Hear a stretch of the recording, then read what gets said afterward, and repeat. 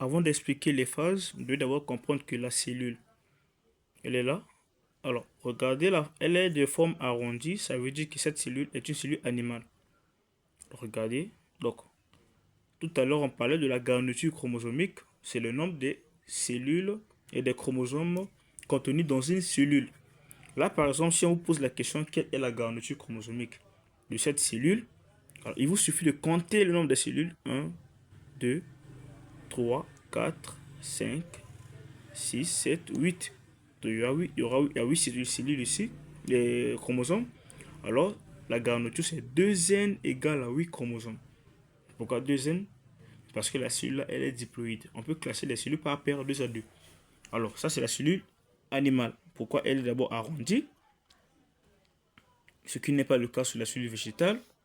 Vous voyez, et les formes hexagonales, bon, disons forme géométrique, un peu comme un hexagone carré, quoi, disons. Ici, au niveau de la cellule animale, au niveau des extrémités, il y a des astères, comme Astérix, hein, astère. Et par contre, ici, ce sont des calottes polaires. Ici, nous avons la membrane plasmique. Au niveau de la cellule végétale, nous avons la membrane squelettique. Encore, la paroi pectocellulosique, c'est la même chose. Voilà. Ici, on a les fibres chromosomiques. Là-bas aussi, on a. Ici, on a des chromosomes qui ont des centromères. Là-bas aussi, on a.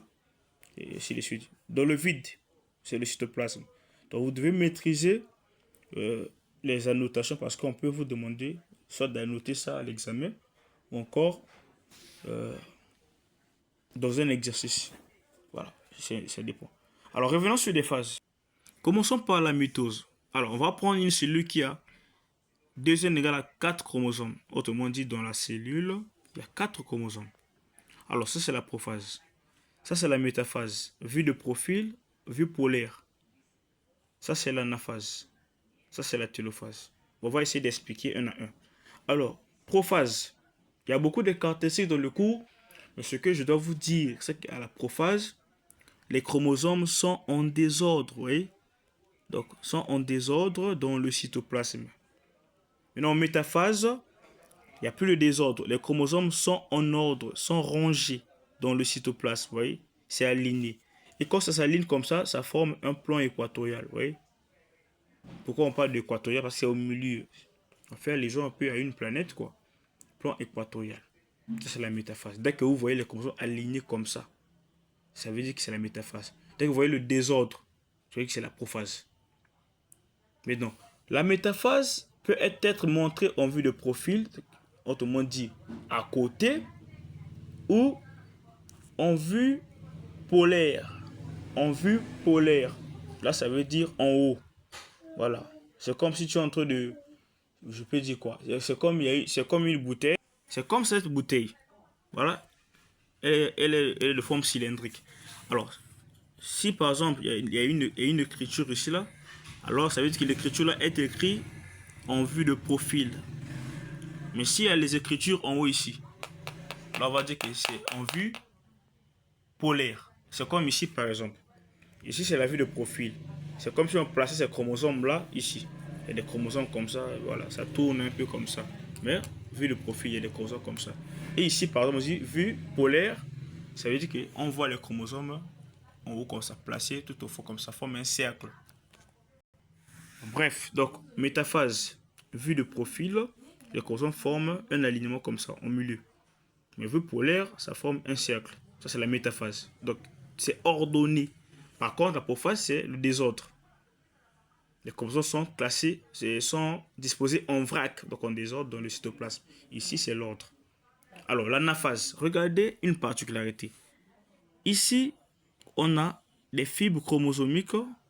Des fibres, c'est là, des fibres chromosomiques.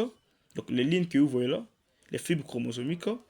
Et les fibres chromosomiques, chaque fibre porte un chromosome. Et ici, les chromosomes en question sont alignés. Alors, les fibres là vont exercer une pression de telle sorte que les chromosomes vont se déchirer. Donc, au niveau du milieu ici, au niveau des centromères, et vu qu'on a vu là-bas en amont, les chromosomes vont se déchirer comme ça. Donc un chromosome fissuré qui a cette forme va se déchirer comme ça pour donner 2 chromosomes non fissurés. Alors qu'est-ce qui se passe? Ici, il y a une fibre qui attire ça, et l'autre fibre chromosomique qui attire ça. D'où ça provoque ce phénomène de l'ascension polaire. Ici, on a une partie du chromosome qui monte en haut. Ici, il y a une partie du chromosome qui descend. Ici, ça monte, ça descend. Ça monte, ça descend au fur et à mesure. Donc ça, le chromosome là, se divise en deux. Une chromatide va vers la sphère qui est en haut, l'autre vers la sphère qui est en bas. Ici, au fur et à mesure, ça se déchire en deux. Une partie en haut, une partie en bas. Jusqu'à ce que ça donne ça. Regardez ici, on a 1, 2, 3, 4 chromosomes fissurés. Par contre, ici, on a 1, 2, 3, 4 chromatides qui montent en haut. Et 1, 2, 3, 4 chromatides aussi qui descendent en bas. Les chromatides là proviennent de cette partie-là. Vous voyez, c'est la même cellule. Vous voyez, des autres, ça s'arrange, se divise. Et ça, c'est l'anaphase. Après avoir divisé, regardez, il y aura l'étranglement du cytoplasme à partir de ce niveau. Ça va s'étrangler, autrement dit, se diviser en deux. Et cette partie que vous voyez là va aller créer une cellule, c'est celle-là. Et cette partie que vous voyez en bas là va créer une autre cellule, c'est celle que vous voyez là. C'est comme ça que ça se passe. Ça, c'est la mitose. Donc, bref, la mitose en prophase, c'est le désordre et chaque fibre contient un chromosome. Ici, c'est l'ordre.